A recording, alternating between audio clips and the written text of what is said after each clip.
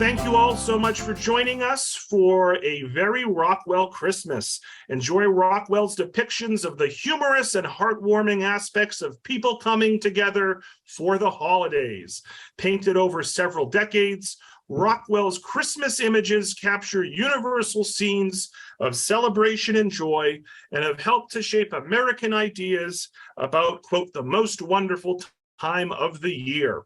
And so this presentation is led by art historian Jane O'Neill, who's the owner of Culturally Curious. Jane holds a master's in art history from Boston University and a master's in education from Harvard University's Graduate School of Education. Jane is a New Hampshire native and has worked at some of her state's most esteemed cultural institutions, including the League of New Hampshire Craftsmen, where she served as executive director, as well as the Currier Museum of Art, where she held the role of senior educator. And again, want to thank the Friends of the Tewksbury Library for sponsoring today's event. So all 122 of us, let's give a big virtual round of applause to Jane for joining us this morning. And Jane, you can take it away. Thanks so much. Thank you so much, Robert, and a round of applause to everybody who's joining us. I'm just so flattered and humbled that you're taking time out of your day today to spend it with me and learn a little bit more about Norman Rockwell and enjoy these wonderful images of the seasons. So we're starting off with an adorable child here sticking his face through the wreath. He's all smiles and goofiness, and he's got that red hair that Norman Rockwell just loves. He never met a redhead he didn't love. So this sort of sets the tone for today. This is a really sort of fun, lighthearted program. We looked at Norman Rockwell the last time we were together, but those were images of World War II, sort of a heavier subject. But when it comes to Christmas, Norman Rockwell, I think, is sort of at his very best. So let me give you a sense in terms of how we'll move through the material today. We're going to start off with the briefest of introductions to Norman Rockwell. We'll turn our attention to Christmas and how it's been celebrated in the United States. Give us a sense too in terms of what Norman Rockwell was sort of basing his artwork on, what it was inspired by. And then I've structured the rest of the program sort of in the order of our experience of the holidays. First, it starts getting cold. Then we start thinking about all of our favorite winter traditions. Maybe that's when you're, pulling out family heirlooms as decorations for around the house. And then all of the prep work that goes into the holidays.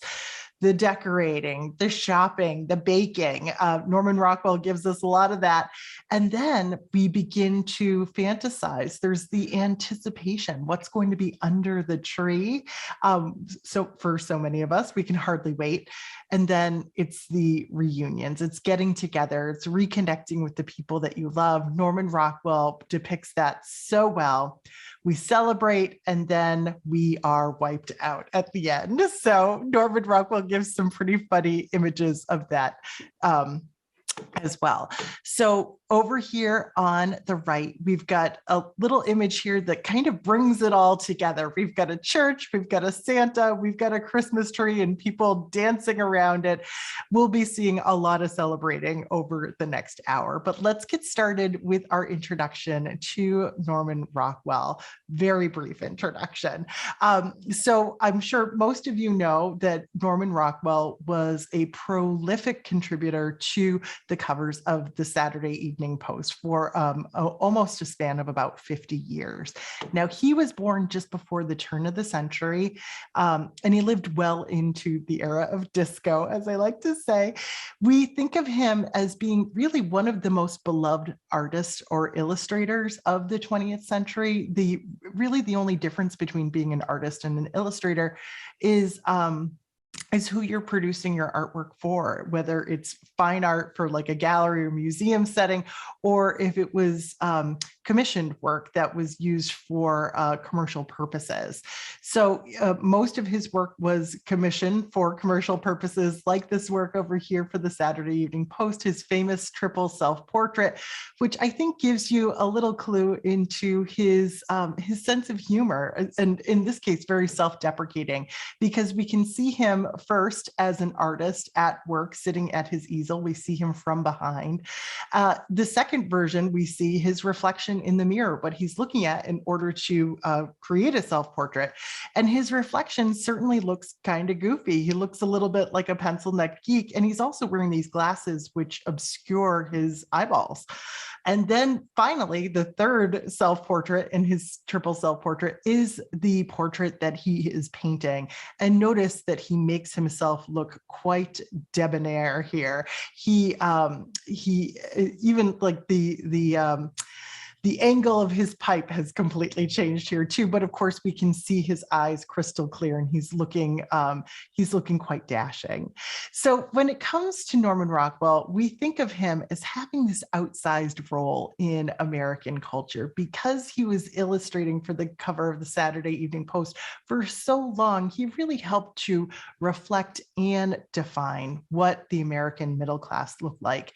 And what we'll see today is that he was helping to define the way we thought of the holidays and how we celebrated the holidays. I think these two images right here give us a good preview in terms of what that looks like. Of course, this image over here on the left is from his famous For Freedom series from 1943.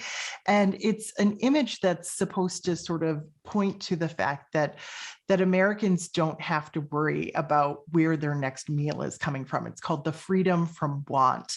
But it is a sort of this classic depiction of a Thanksgiving meal, multi-generational, in a sort of a prosperous middle-class household, very comfortable. But it's also about this family gathering. And I think it really helps to establish the way we think a Thanksgiving meal should look. And to the same extent, we see a wonderful depiction of Santa over here on the right. He's smiling, he's jovial, he's pink-cheeked. Even my little 2-year-old who wandered over to my computer the other day saw this image and immediately just lit up. She's like, Santa. He makes these very recognizable, very appealing images that we just sort of are attracted to. Now, let's turn our attention briefly to the history of Christmas in American culture. And this is going to be the briefest of overviews, but just to give us a sense in terms of what Christmas looked like in the 19th century leading into the 20th century. So Christmas in American culture is really sort of defined by two texts, and one of them is not even an American text, but the first over here on the left is Clement Moore's Night Before Christmas from 1823. Many of you probably know it by heart. I know all of my in-laws do. On Christmas morning, they actually recite it from memory, and that gives us a good sense of what Santa's midnight ride really looks like, and what he is like as an individual, you know, a small jolly elf. And it sort of establishes who this character of Santa is. Now, we also have Charles Dickens' Christmas Carol that's published in 1847, which helps to expand this notion of what Christmas is. It isn't just gift giving within your family, it's this notion of being charitable at this particular time of year, sort of an expansive notion of gratitude and seasonal giving. And so really before these texts existed, there was no unified way of celebrating the Christmas holiday in America. Believe it or not, for many people, it was just a drinking holiday. I mentioned this the other night in one of my programs, and somebody responded with, it's still a drinking holiday. But it used to be sort of like a St. Patrick's Day for a lot of people. So it wasn't until 1870 that Christmas became a federal holiday in the United States, and then there became a more unified way of celebrating. Now, what did Santa look like along the way? There's a late 19th century cartoonist named Thomas Nash, and his depictions of Santa were honestly, in my opinion, a little bit creepy. We haven't quite arrived at our like 20th century Coca-Cola version of Santa. We can see he's sort of related to Clement Moore's idea of like a small jolly elf, but there are some images that look a little eerie to me. I mean, if I was one of these children waking up and seeing this guy in the fireplace, I think I'd be screaming rather than smiling. I mentioned the Coca-Cola Santa, and that's because for so many, there's this misconception that it was Norman Rockwell who actually established the Coca-Cola Santa. It was in fact another artist. The Coca-Cola Santa, I think, was invented in like the early 1930s, and the artist's name is Haddon Sundblom. So we'll see that Norman Rockwell was certainly painting Santa before that, and maybe his images sort of influenced what Sundblom was doing, but I think there was some cross-pollination each way. Now, I want to give you a sense in terms of what Norman Rockwell does with his Christmas images that make them so special. This, the image that I have on the screen here right now is not an image by Norman Rockwell. This is one of his colleagues from the Saturday Evening Post. His name is Stefan Dehanos. This is from 1952. And this is, I think, a very relatable image of the holidays. Most of us might be in this phase of holiday shopping where we are, we are task driven. We're buying the specific gifts for specific people. We're waiting in lines, and we're sort of burdened by the responsibilities and obligations.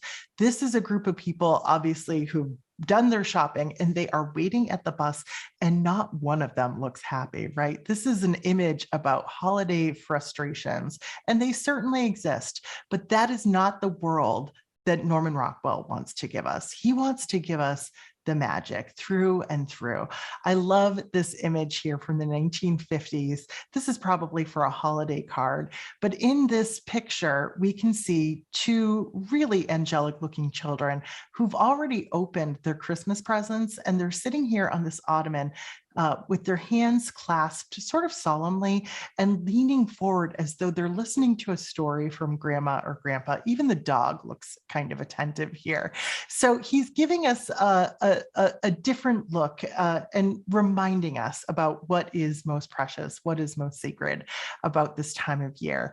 Now, I use the word sacred, and I think it makes sense to just sort of clarify where Norman Rockwell stood when it came to the religious aspect of the holiday. Every now and then you see him bringing in some of the religious stories related to Christmas, but that's not his primary focus. He wasn't necessarily a very religious person, so it's a little bit tangential when it comes to his images, but we do see him touching on religious subject matter with these two images from the 1950s. This one over here, where we see two children dressed up for a nativity play, is simply called The Rehearsal. And in this case, we understand that they're probably rehearsing for the play, but the way they're looking at each other, this little flirtation that's happening, we get the sense that they're rehearsing for becoming teenagers, becoming more like young adults who would be much more interested in engaging with each other in a flirtatious way.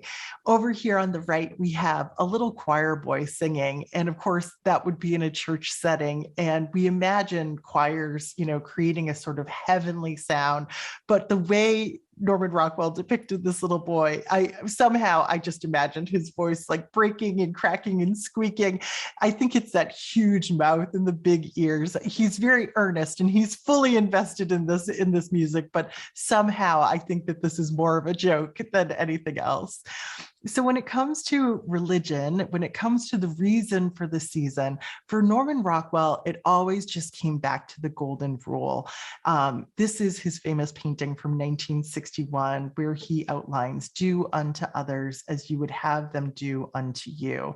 And notice in this painting, he's trying to portray as many faith traditions as possible, because he understood this notion as being central, foundational to all the great religions in the world. And so this is the mantra that he really lived his life by as much as he could. So this is a good opportunity for us to just transition to this next section, getting into Norman Rockwell's images about this special time of year. We're going to get started with just the change in weather. It's starting to get cold. I'm up in New Hampshire right now, and it is freezing here. I've got many, many layers on. So for many people, as the seasons change, as it's getting darker and darker, people get grumpier, don't they? It's hard to keep your mood sort of buoyed. And so for this calendar, Norman Rockwell produced a series of images of these two old friends that bundle up and go and visit each other at each other's houses and sort of entertain each other and are entertained by each other despite the grumpiness. So it's a reminder that that even though this is like a dark time of year for a lot of people, that coming together can really sort of lighten the mood. And Norman Rockwell is all about lightening the mood. Look at this image of winter that he's produced here. It's called Expert Salesman from 1962. And of course, what's happening here, our expert salesman is able to sell an icebox to Eskimos. You've got to find the joy, even if the days are short and the nights are long. But Norman Rockwell also gives us a lot of great images of winter sports and winter activities, getting outside and enjoying the snow as much as you can. So 2 images of sledding here. And I've set this up so that you can see that Norman Rockwell comes up with an original idea, and then sometimes decades later, he returns to it and sort of modifies it, but revisits the theme. So over here, we have Young Love Sledding from 1949. And on the right, we have Adirondack Winter from 1974. So a big chunk of time between these 2 images, but there's a lot in common here, of course. I am very partial to Young Love because of the way he's kind of rendered this hillscape over here with the farm at the top of the hill. The sweetness in these children's faces as they are rushing down this hill. I think she's sort of paralyzed with fear. He's having a better time. But the scarves flying back, this awesome use of the white space, the whiteness of the page here in order to tell the story of wintertime activities. And we see even more terror over here, more dogs as well, playing along, having the time of your lives. There's so much thrill when it comes to, so many thrills coming to, when it comes to sledding and having fun in the snow. We see more thrills on the ice over here. We have a cover of the Saturday Evening Post from 1920, where we see a lovely young girl who has fallen on the ice, fallen in her skates. And there's a young boy, probably her age or maybe just a little bit younger, who's doing his best to try and heave her up. He doesn't make it look like it's the easiest thing. And she's being pretty good-natured about it.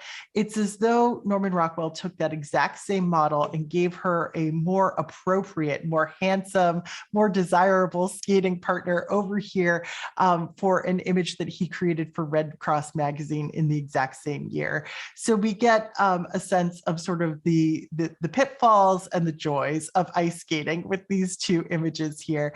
But Norman Rockwell always wants to go for the laughs. And so here we have Grandpa ice skating from 1948, and he sure looks like he is having the time of his life.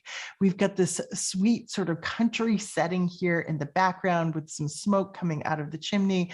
Grandpa's out on this frozen pond with his grandson and the dog, and he's literally skating in figure 8s, kicking his skate up behind him. He's adopted this great pose here. a huge smile on his face. And I think it brings a smile to most people who are looking at it. So we're sort of getting acclimated to this time of year. It's time to start thinking about traditions. And traditions were pretty important to Norman Rockwell because he was sort of steeped in the tradition of Charles Dickens. His father read him Dickens when he was a young boy. And I believe he would spend a lot of time drawing and sketching in response to what he was listening to from his father. So we've got this great image here from 1937. It's sort of inspired by characters from Dickens, not necessarily exact characters from the book, but they're spilling out of this life-size book here, sort of introducing themselves to you. And Norman Rockwell revisits several of these characters for covers of the Saturday Evening Post. So for example, we've got Bob Cratchit and Tiny Tim over here. They are transformed into this post cover that we see on the right, along with the text, "God bless us, everyone." This is from 1934. And so we see this similar pose, Tiny Tim up on his father's shoulder. He's got the same familiar crutch and the scarf around his head in both of these images. Bob Cratchit's poverty, I think, is really emphasized over here with the patchwork pants and these shoes that are just absolutely falling apart on his feet. But look at the smiles on their faces. Even though they are poor in material possessions, they are, of course, very rich in the love and appreciation and respect in their lives. So this pose is probably something that Norman Rockwell came across in various editions of A Christmas Carol, perhaps editions, an edition that he owned as a young boy. So that was something that he sort of appropriated and updated for his own purposes. If we go back to that 1937 cover, we can also see this kind of flirtatious couple. They look like maybe they're from a tavern type setting. She looks like a waitress. He's kind of sneaking up behind her for a kiss. And of course, we see something similar in this work over here on the right. This is called Colonial Couple Under a Mistletoe from 1936. And now we see them from behind, or I'm sorry, in profile. She is leaning back into that kiss. This is in no way a surprise. She is there for it. He's holding the mistletoe over her head and he's pursed his lips ready to come in for a smooch. I think this is Norman Rockwell making a little bit of a naughty joke with the placement of the hat here, but there's all these wonderful details in terms of their costume, even just like the faintest suggestion of snow on his boots and on the edge of his cape. It's a lovely scene of merrymaking. Now, one more image that was probably inspired by Charles Dickens is this image over here of this couple dancing. This is from 1928 and it's simply called Colonial Couple Dancing, but we can see in the frontispiece of this edition of the Christmas Carol, there's the depiction of Ebenezer Scrooge's former boss, who was a plump and a happy man. He's dancing at his Christmas celebration. And I think you get sort of a similar feeling from this image that Rockwell produced over here on the right. So even though they're a rather plump couple, they are very light on their feet. They're having the best time dancing around and connecting with each other in this moment. So when it comes to Christmas and Christmas traditions, I think that carols play a huge role in that for so many of us. These songs are so evocative. The words just inspire so many memories for us. And so Norman Rockwell reaches back into that with this image of a trio performing in sort of like Victorian London, if I'm going to guess at the setting here. So there's all these great details of their costumes, of their instruments, of the scarf around this little boy's face. But I also think there might be the faintest hint of humor here as well, because there's something about the way this man's chin is sort of going off to the side, this boy with his mouth wide open. It reminds me of the choir boy that we saw before. Maybe they're just a little bit off key, but you could almost imagine the beautiful music that they could be making here. So our last traditional image that I wanted to share with you is the image of the Jolly Coachman. And this was on the cover of the Saturday Evening Post, actually in the year 1929. So this is just a month or so after the stock market crash. The country is in this very dark place. We're heading into a Great Depression, and Norman Rockwell is tasked with creating a cheerful image to buoy people's spirits. And I think you can see he really hit the mark with something like this. It's not Santa, but it's pretty darn close. This would be the kind of man who would drive a horse-drawn sleigh, right? And here he's got the huge Santa-like belly. This is a pear-shaped man, if ever there was one. He's smiling out at us. He's so engaging, and he's got this magnificent blue coat with all of these golden buttons here. So there is a little bit of joy and cheer in an image like this at a particularly dark time for most Americans. So now that we have this sense of tradition, let's think a little bit about preparation. Maybe many of you that are on the Zoom today are also in this moment of preparation as you're getting ready for the holidays. You're thinking about your tree and the shopping and the decorations, all of it. It can be a little overwhelming, but Norman Rockwell never really wants to frame it as anything too negative. So we'll see how he sort of keeps it light along the way. All right. So I think preparation for most of us starts off with getting the tree, and going all the way back to 1920 for this cover of the Country Gentleman magazine.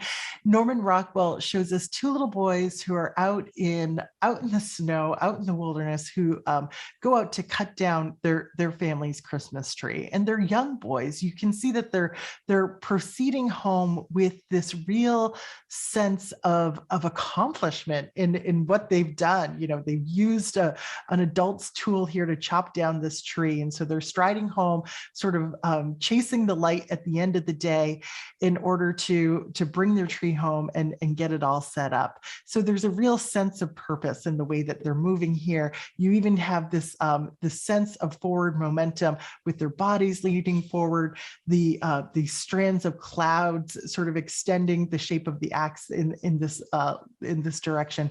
And even the dog looks like he has a real purpose here.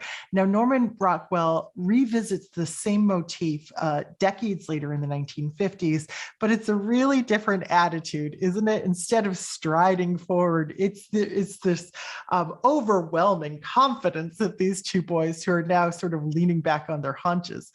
It still floors me that there was ever a time when scrawny trees were all the rage, but apparently it was in the 1950s. So you really don't need as much effort to cut down a tree that looks like this. So there's a lot of confidence here, and even more dogs. I guess Norman Rockwell realizes to punch up any of his images, just add a few more dogs. So here they are heading back home to get this tree all set up. Here is another scrawny tree from the 1950s.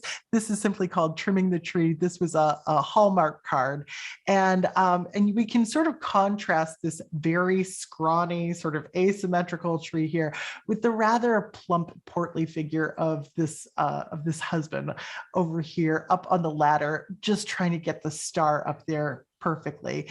Now you can tell that his wife isn't at all pleased with him balancing precariously up here. So she's trying to provide this kind of counterbalance.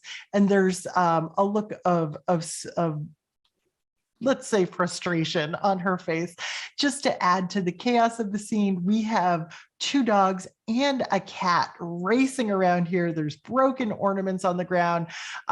There's a full-scale chaotic scene unfolding as they're trimming the tree. Now, Norman Rockwell updates this motif in the early 1970s with another tree trimming scene for the Franklin Mint. And now it's all love and family. And I'm much more satisfied because it's a much fuller tree too. So this is a scene about family connection. And I just love how he's using these extended arms between father and son who are handing off an ornament here It sort of functions as like a little bit of a garland on the tree here as well. So so for the most part, he's focusing on the joy, the connection, the happiness. Now, preparation is also about shopping. And I think when most people think of Norman Rockwell's iconic depiction of Stockbridge, Massachusetts, this 8-foot long panoramic view of the very quaint downtown that we see here from 1967, they don't automatically associate it with shopping, but that's what this picture is of. It's the holidays. If you have really good eyes, there's little Christmas trees and wreaths throughout this image over here, a lot of Christmas lights. And the reason there's all these people on the sidewalks is because it's the holidays and it's time to buy some presents. So right here in the foreground, there's a trio of people heading home with packages under their arms. We even have a car driving in from the left with a tree on top. I was giving this program not too long ago, and somebody noticed that the red line in is completely dark here. I haven't investigated yet as to why, but of course, it's still there today. And it's such a quaint, wonderful old structure if you ever have the chance to visit it. So shopping is a focus, and Norman Rockwell gives us a sweet depiction of this grandfather doing some holiday shopping in 1916. He's already made a few purchases tucked into his pocket over here. And it looks as though right before he's left, he's been tempted to try on a Santa hat and a Santa beard. We can see he's taken off his own hat and gloves here. And the sales girl is smiling at him, holding up a little Santa and a mirror, showing him just how much he looks like Santa in this moment. And you can tell he's getting a kick out of the idea that he's really playing that role too. Now, notice our shop girl is smiling. She's got the little pencil stuck in her hair too. This next shop girl I'm going to show you is in a very different place. Now we're moving from 1916 to 1947. This is such a great image. This is called Sales Girl Christmas Eve. And if you have good eyes, she's wearing a little pin on her chest and it's a watch. And so you can see that it's just after 5 o'clock on Christmas Eve. The store has been destroyed and she is absolutely wiped out here. The holiday shoppers can really take a lot out of you. So she is looking as ragged as these like Raggedy Ann dolls that are all around her. She's sliding down the wall. She's kicked off her shoes. She's stretching out her toes. Don't you get sort of sympathy foot pain as you look at an image like this? There's just something so comical and so relatable about the expression on her face. Here's the photograph that Norman Rockwell took as inspiration for this work. Now, he had gone to Marshall Field's in Chicago seeking out an actual sales girl to use as a model. He wasn't really satisfied with anybody that he met there. Then he went out to lunch at a diner, and apparently the waitress at the diner he thought just really fit the bill. So I remember after learning that, looking back at her with the pencil in her hair and this thick book in front of her, I was like, yeah, she really feels like a diner waitress. But it's such a magnificent image too. One of the more sort of sour images on the holiday, but still, I feel like it's infused with some good humor here as well. All right, so preparation oftentimes for Norman Rockwell is spelled out in terms of what Santa has to prepare for. So there's a lot of great Santa images here, and of course the Santa images sort of mirror or echo what the American family is going through as well. So here we have Santa reading his mail, and it's of course the reverse. What American families are doing is they're asking their kids to write these letters. So here is Santa preparing for the holiday by reading all of this mail from the good boys and girls of America. And he's sitting here at this antique desk dressed all in red. He's got a little halo. He's connecting his quill to his brain here, and he's ready to write down, take notes on all of these requests from all of these boys and girls. Now, Santa, in some cases, is concerned about financials, just like any good parent. And so over here, Santa is actually wearing like a little accountant's visor and holding an expense book, sort of measuring his financial capability against all of the wishes of these good boys and girls that he's thinking of, who appear as visions behind him in this cover over here on the left. On the right, he's still wearing that little visor, and he's updating this giant ledger of the good boys and the good girls here, looking really friendly, really approachable, right? A jovial character.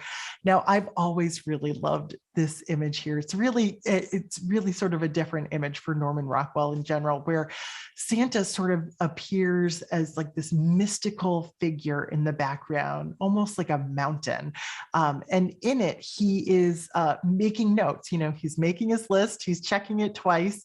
And it seems as though this little guy in the foreground, he's just been chopping wood with this axe, and he's carrying in all of this firewood very dutifully, acting like a good boy. And you could just imagine him thinking, I hope Santa can see me now because I'm being so good. And of course, in fact, Santa, looming larger than life, is always there, always watching. More preparation work from Santa. He has to start thinking about where he's going to go on Christmas Eve and whose houses he's going to visit. So here he is with his book of good boys over here, of good boys and girls, but he's got his halo in both of these scenes. This one's from 1926, this one's from the 1950s. And we can see, little variations on his costume, but nothing major here. I love the expression of joy he has as he's looking through his telescope, presumably checking in on the kids of the world. Over here, he's using a magnifying glass to really get a sense of where he needs to go on Christmas Eve. Now, we've seen some various depictions of Santa, but we haven't seen him like this yet. This is 1939. Here we are sort of coming out of the Great Depression. Look at how massive this Santa is.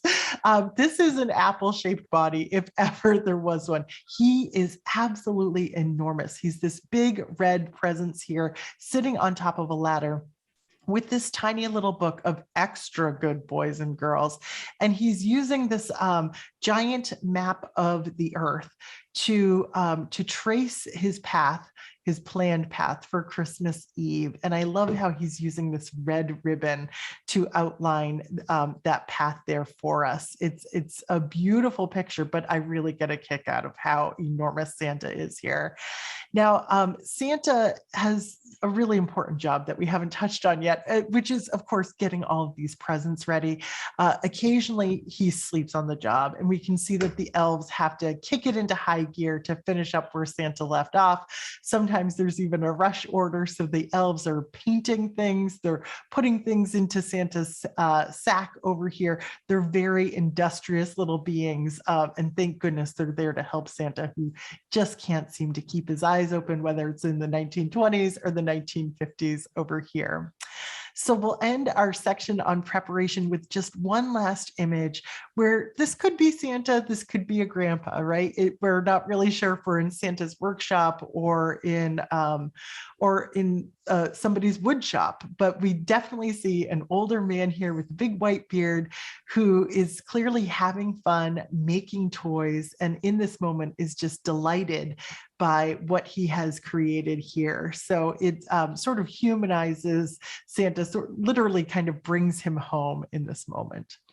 So once we get all of this work done, now we can go into sort of fantasy land, which is all about anticipation, wondering, what are we going to see under the tree? If you're a child, you always wonder, are you going to see Santa? And Norman Rockwell was so good about capturing these kind of special wishes and dreams of children that I think sometimes we forget about as we get older. So of course, nobody forgets about the desire for toys. And so in this early picture from Norman Rockwell from 1920, we can see children looking in at toys through a store window. We see the word toy up above. And then of course, everything that's in yellow here is really like a silhouette of what they're looking at. And we see the joy, the surprise, the the anticipation in the faces of these children as they imagine receiving presents that look like this. One of my favorite images from this whole presentation is this one here called the Jolly Postman from 1949. Here we see a mailman really getting a kick out of how suddenly popular he is with the children of the neighborhood, because we can see that he has so many holiday packages and Christmas cards to deliver. They are chasing him as though he is Santa himself. And of course, these days, this would be the Amazon Prime guy, right? In our lives. So it feels pretty good to have this newfound level of popularity. I love this image. Now, anticipation is also about being able to tell Santa exactly what you'd like. And Norman Rockwell depicts these really angelic looking children doing just that. In 1927, we have a humongous over life-size Santa face, joyful, sort of pink cheek, illuminated as though he's sitting by a fire. And he is sort of supernatural. He's like otherworldly because this child he can hold on his fingertips. And it's as innocent as you could imagine. A little boy in white pajamas with his hands earnestly clasped behind his back, presumably asking Santa for all that his heart desires. And Santa is delighted to hear it and presumably delighted to deliver. Over here, we have two children from the 1950s. So decades later, same pajamas, but still looking so innocent, so sweet. And Santa is now sort of in their world, on their scale, leaning in to hear their wishes, their Christmas dreams. And of course, those items are circling around them in this kind of imaginary realm here. Now, one last very sweet child in white pajamas. I don't know if it gets any sweeter than this. This is simply called A Christmas Prayer. It's a 1970s Hallmark card. And this little kid just looks like an absolute angel, doesn't he? He's saying his prayers at the end of his bed. He's got this homemade quilt here, and he's got his stocking pinned to the end of his bed. It doesn't get sweeter than this. Now, anticipation means that sometimes it's just really hard to go to sleep at night and stay in bed. So here we've got a little guy who's crept out of his bed. He's halfway down the stairs, and he sees Santa and his mom. Now, I'm not sure which came first. I saw mommy kissing Santa Claus or this image here, which is called Christmas Surprise from 1954. But we see the same idea as in the famous carol. Santa leaning forward, giving mom a smooch, and she is just so delighted. She's dropping all the packages in her arms. This sort of reminds me of that colonial couple that we saw before. Here is Norman Rockwell's photograph of his models in preparation for this image over here. Such a great, sweet scene. Now, other children, when they get out of bed, they can make it all the way downstairs, and they are looking for an opportunity to see Santa himself. I absolutely love this image over here on the left. It's called Is He Coming? From 1920. And we see two little kids. They're peeking into the fireplace, up the chimney. And the way this little one here is turned back towards us, looking directly at us, it sort of transforms us, the viewer, into another child. We're there. We're on this expedition to find Santa. We haven't discovered the kids out of bed. We are there and sharing in the magic with them. We have the same idea sort of updated over here on the right, but now it's a solitary child up past their bedtime with the dog just peeking up the chimney over here. I love this other image of a child who's gotten out of bed before he should. He's carrying his alarm clock. It's 5 a.m. Somehow, even though this image is from the 1950s, he's carrying a candlestick, but we see this absolutely fantastic expression on his face and obviously the bedhead. And so we can imagine what he's seeing in this moment. Is he surprised at like all of the presents under the tree, or maybe just maybe he stumbled upon Santa making this delivery here. We know some kids refuse to go to bed unless they get the chance to see Santa. So Norman Rockwell depicts this several times throughout his career. Early on, the little girl who has fallen asleep in the armchair with her dog, Santa is delighted to see her as he's dropping off gifts. Now in the over here in the 1950s, we've got two little kids in their white pajamas who've just passed out here. Santa is sort of surprised to find them, and the elves are shushing everybody just to make sure that they don't get woken up, and they sure are cute. Now, believe it or not, there's a real scandal around this next image here. A scandal so bad that Norman Rockwell actually never painted another Christmas cover for the Saturday Evening Post after this one. This is from 1956, and it's called The Discovery. So we can see a little boy who has been going through his father's dresser drawers in the middle of the day here, and he has found a brown box that was tied up with string. And sort of like on Christmas morning, he's opened up this box, and what does he find? A Santa suit. So there's Santa's clothes over here, Santa hat with an attached beard that is upside down, and he's holding that beard in his hand, looking directly out at us with shock and surprise at discovering this suit and the accompanying revelation of who Santa might actually be. Now, covering this Santa suit here are all of these little white dots, and those are, of course, mothballs. Every time I say the word mothballs, I can smell them. But for Norman Rockwell, it's such a great kind of choice here because he is in so many ways echoing the experience of Christmas morning with opening up a package, and all of the little white stuff on the floor here sort of reminds me of like freshly fallen snow.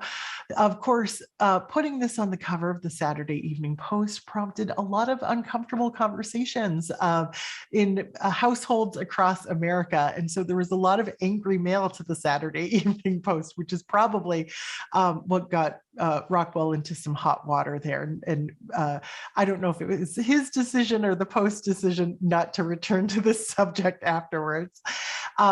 Here is a picture of the little model that was hired for this particular assignment.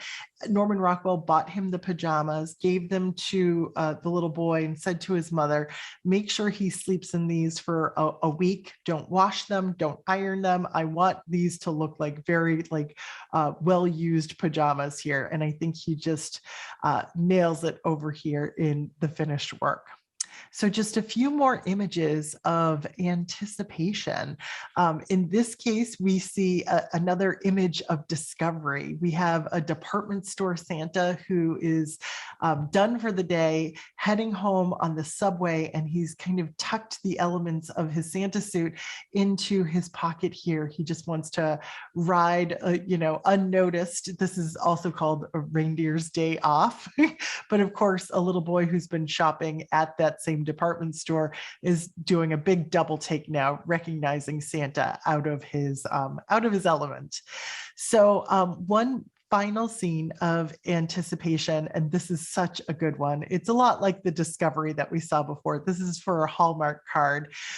We can see a very sort of scrawny looking dad who is donning a Santa suit, shoving a giant pillow in the belly, with mom on her knees trying to sew him into this suit. And of course, there's a mirror on the back wall where we see a reflection. The little girl has just walked into the room and her mouth is wide open. So the expressions on the faces of these parents, I just find so funny. They know they've been busted, and that maybe the illusion of Santa has been destroyed for this little one here. So let's turn our attention now to reunion. And And this is really where Norman Rockwell shines. He knows that people coming together is really the best part of the holidays. So we have a young woman who has just taken the train that we see at the top of the composition, and now she is on a horse-drawn sleigh heading home to see her family. She's got a stack of presents on her lap. They are flying here. Notice the dog with his ears flapping back in the wind.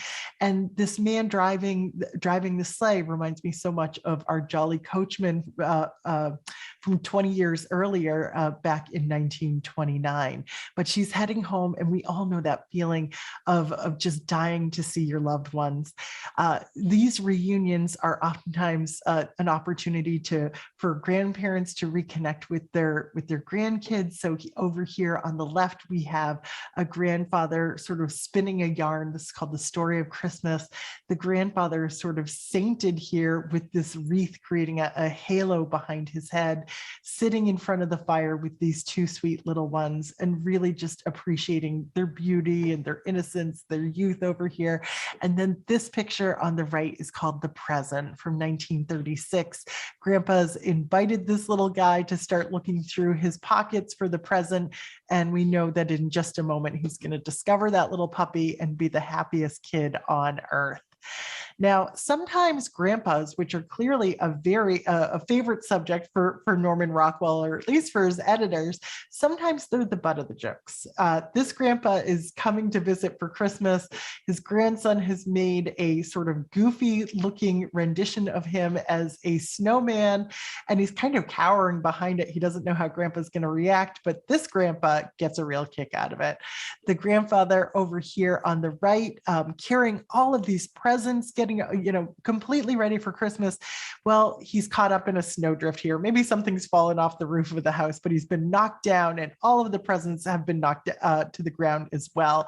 So once again, Norman Rockwell's making great use of all of this white space on the canvas in order to just have these elements of the toys and the figure kind of sticking out. Now, this is another motif that he borrowed from earlier on in his career. In December 1913, for Boys Life magazine, he shows a Santa with essentially the exact same face, who's fallen to the ground, packages in the snow, but he's being helped up by these Boy Scouts, very dutiful Boy Scouts. Reunions are, like I said, the bread and butter of Norman Rockwell's artwork. And sometimes you don't even have to see people coming together. It's just that look of anticipation in people's faces. I love this image from 1951, where it's just, it's a beautiful sort of quintessential Christmas. I love these tiny branches extending out in the foreground with just a dusting of snow on them. The sweet, innocent faces in the window looking out with delight at whoever's coming down the walkway. But this sort of spoils it a little bit. This is actually an ad for Plymouth Automobiles. So they might not be looking at family members coming in. Maybe they're just looking at the new car in the driveway. This next image, which I know is a favorite for so many people, called Merry Christmas, Grandma, also from 1951, is also another ad for Plymouth Automobiles. They're there to visit Grandma because they've got a great car to bring them, right? So it's a beautiful young family with this sweet little kid in his red snowsuit here. They all have their Christmas packages. Grandma's house is all decked out. I mean, this is so idealized. This is the kind of Christmas that I think so many of us fantasize about. And there's just something so funny and endearing about this little kid screaming. I think he became a favorite ornament for a lot of people over the years. Norman Rockwell really nails this Christmas homecoming, this reunion here, at least in my eyes. There is nothing like this embrace between mom and daughter. It really resonates with me in particular. We can see, here's the photograph that he used of his models. And I mean, he nails it. It's like an exact copy of what he took with his camera. So in this case, this is an ad that he created for Schaefer pens. And so, mom and daughter are happy to see each other. Maybe there's a little bit of tension between the son-in-law or the boyfriend, but he's going to smooth everything over with the perfect gift of a pen. We're going to see a few more pens along the way. This is Norman Rockwell's Christmas Homecoming from 1948. And I think it's such an awesome image because it really emphasizes what is most important around this time of year. It's not the presents, it's not the decorations, although there's a little bit of that here. It's all about the human connection. It's reconnecting with all of the most important people in your lives, your friends, your family. And Norman Rockwell gives us this young man who is coming home. His entire family is on their feet, smiling, celebrating his return. He's getting this wonderful bear hug from his mother. Norman Rockwell painted himself into this picture, as well as his friend Grandma Moses over here. This is him celebrating Grandma Moses's birthday. But there's always a little bit of humor. And here, this young man who's returning home is, he's got the stuffed suitcase, presumably filled with dirty laundry, right? Some reunions are romantic reunions. This painting from 1945 at the end of World War II, I think sort of is like the precursor to today's Hallmark Christmas movies with, well, there's a lot of smooching here. So I'll zero in on some of the details. We've got Santa raising money here. We see him from behind. We've got various holiday shoppers with trees and wreaths and packages, but there are people smooching, returning GIs everywhere throughout this picture. Here's just one more detail. Oh, here they are again and again. So the holidays are about reconnecting with loved ones in a variety of forms. So I'll just end this section with an image where reunions aren't a possibility. And in this case, this picture from World War I called "They Remembered Me" shows that sometimes just a simple care package or a letter can provide that sense of closeness that is, I think so many people are searching for at this time of year. So a soldier who is fighting abroad, in this case, gets the care package around the time of the holidays and smiles directly out at us with this feeling of just being loved from afar. It's a wonderful image. We have just a few images of celebration. Once everybody's together, what happens? For Norman Rockwell, a celebration sometimes involves a soda. So he did actually do one commercial for Coca-Cola. I apologize for the resolution over here, but we have the great detail where we see sort of Santa in reverie, just sort of pausing in his work to enjoy a Coca-Cola. And it's just this tiny little glass, and he's got this sweet smile on his face. Actually, the cat looks maybe even a little bit more happy than he is. But in 1966, Norman Rockwell gets to do a Pepsi ad. And look at how overwhelmingly happy his Santa is here. He is dancing, his feet are up in the air, he's leaning back.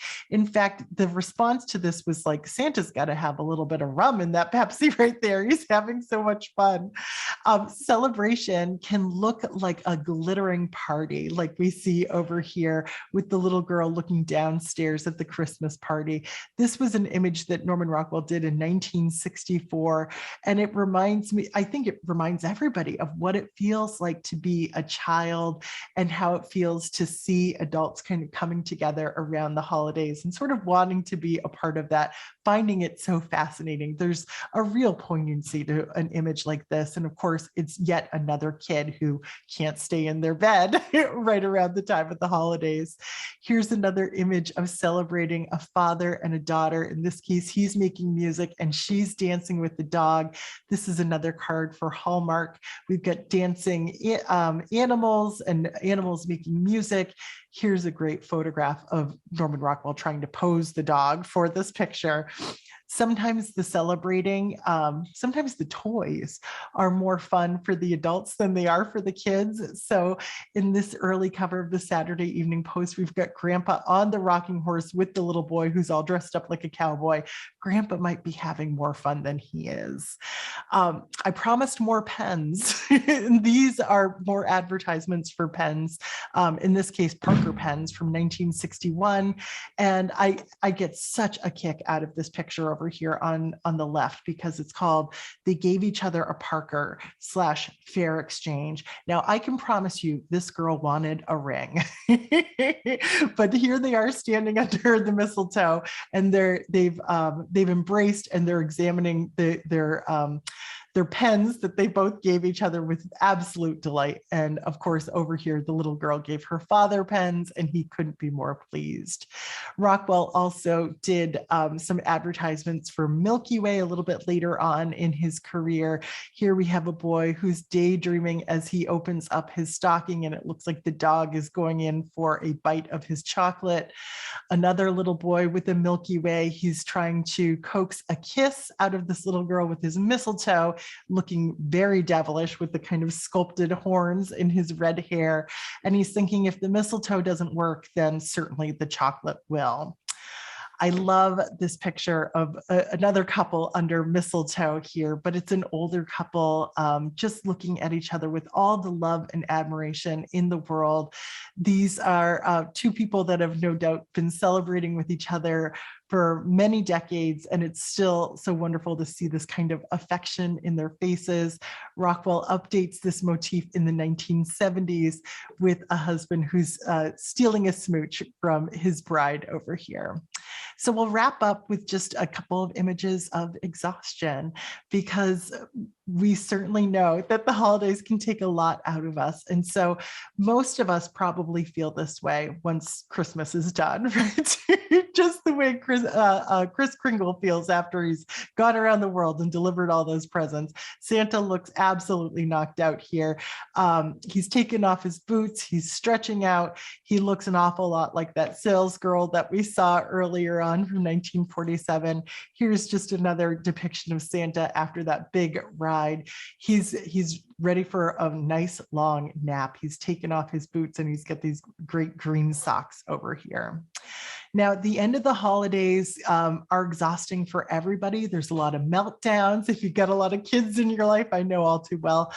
So here's a little one who's crying as they head back to school. Their toys already broken, the tree's knocked down. Somehow this picture always reminds me of the line from the carol, and mom and dad can hardly wait for school to start again. So we will end on an uplifting note for today. We'll end with the golden rule once again, just this reminder that amidst all of the decoration, the preparation, the anticipation, the most important thing going forward over the next few weeks and into the next year is how we treat each other and allowing a little more grace for others in our lives. I will end there for now. I wish you all a Merry Christmas, and I welcome any questions or comments that you have about the images we looked at today. I'll start going through the chat here too. Yeah, Jane, wonderful job as expected. Jane, would you like me to read the questions to you, or do you want to read the questions aloud? I can start reading these aloud. Thank you. Oh, Eileen says, a scrawny tree might be synonymous with the economy. Adults in the 1950s lived through the Great Depression. Just a thought. Oh, Eileen, that's a really interesting idea. I always thought that it sort of went along with like fashion, like wardrobes too. So, but I'm sure it was driven by the economy and maybe by people who were thinking, you know, you have to be a little bit more scrappy about certain things. So that's an interesting insight. Thank you for sharing it. Karen says, oh, I think at the time the red line in which we saw in that image of Stockbridge, which was dark, and I questioned as to why, and she says maybe it was seasonal, which I think you're probably right on the money there. Otherwise, there's not a great explanation for it there. Elena says, I love the comparison of the sales girl to the Raggedy Ann doll. Regarding the massive Santa, obesity was a rarity in years past, so he was really unusual. Yeah, that giant red Santa that we saw before, he certainly stands out, doesn't he? This is the first time I recall seeing a halo above Santa's head. Significance. Okay, June, great question. There were a lot of Santas with halos in this presentation. And that is because, of course, he is Kris Kringle. Sometimes it's like a compositional device, and sometimes it's really intentional on the part of the artist. So he's Saint Nick is what I meant to say. So I think that's the reference there. And it seems as though Norman Rockwell sort of goes back and forth between whether or not he does it, but I think he's always trying to make him look like an interesting figure, add more to him visually. So I think it's like a fun device for him to use. Thank you for pointing that out, June. And then Cindy says, this is not Christmas, but Rockwell posing the dog reminded me of this. Is there truth to the story that he nailed through the webbing of a duck's feet to the floor in order to garner a pose? Cindy, you are not the first person to ask me about this, but I've never looked into it. I would find this really hard to believe. It's so dark. It doesn't seem to align with who he was as a person. But if somebody knows better about that than me, please let me know. And of course, I'm going to look into this now that I've been asked about it twice. Ooh, seems awful, doesn't it? I mean, if he's willing to try and pose a dog, it doesn't seem to me that he would go that far to get a duck to stand still. Rosamond, thank you for your kind words and for your familiar presence and by Zoom. So thanks for being here. Thank you, everybody, for these kind words. Let's just see, make sure I'm not missing any questions or comments. Eleanor, good to see you here today. He used a couple of different signatures. Can you elaborate? I don't know how much I can say about this, but he was very aware of sort of the stylistic impact of these different signatures. So I think these signatures would change depending on the kind of painting that he was creating. I should look into that a little bit more, but his signatures are very recognizable, even though they do change significantly during his career. So I'm glad you noticed that, Eleanor. I wish I had more to elaborate on it, but I think oftentimes he was trying to create something that was sort of in line with the times, really, in what he was creating. So I'll have to dig into that a little bit more. Bonnie says, this presentation was absolutely delightful. Thank you so much, Bonnie. I'm really glad you enjoyed it. And thank you, everybody, for all of these kind words. I really, really appreciate it. And I think that's most of it. Yes. Oh, my goodness. Everybody, thank you so much for these kind words. You've just made my day. Absolutely. And Jane, did you get the questions in the Q&A already? No, I have not. Sorry. Okay. Yeah. And, if you don't get to all 10, that's fine, but okay. do your best. Okay. So Margaret asked Rockwell, fine artist or illustrator? Really, the way you slice the difference there is because he was making finished oil paintings, highly detailed finished oil paintings, like a fine art artist, but he was doing them on commission for commercial purposes. That's what makes him an illustrator. He was fine with the term illustrator. It never sort of chafed him the way it did like N.C. Wyeth or somebody like that. So he was technically an illustrator, but I think art historians are appreciating his work in new ways in recent decades that really give him more credibility as a fine art artist. I think that answers that. Joyce asks, is it an important distinction when describing Rockwell as an illustrator? Okay, so I think we got to that. Mary says, in The Harried Salesgirl, her watch is right side up for someone standing in front of her. Usually those watches on a brooch were upside down, so the clock was right side up for the woman wearing it. Mary, what a great comment. Great thing to think about. So the watch was really for the benefit of other people in this context, like, hello, we're closing soon. So she could show people front and center what time it was, as opposed to being able to look down and easily check the time. Did Rockwell always use live models to photograph or sketch first, or did he sometimes use memory only? He was really methodical, Elena. Great question. Photography was really essential to his process. I'm not sure if that was true at the very early stages in his career, but certainly by the 1940s and the 1950s, it was an essential part of his process. And he would take anywhere from 50 to 100 photographs of his models so much so that art historians today sort of imagine that if he were alive today, he might have been like a movie director, because he was so specific, and he worked as like a director in terms of getting his models to achieve a certain pose and posture. So you have movie directors like George Lucas and Steven Spielberg who are really interested in collecting Norman Rockwell's artwork.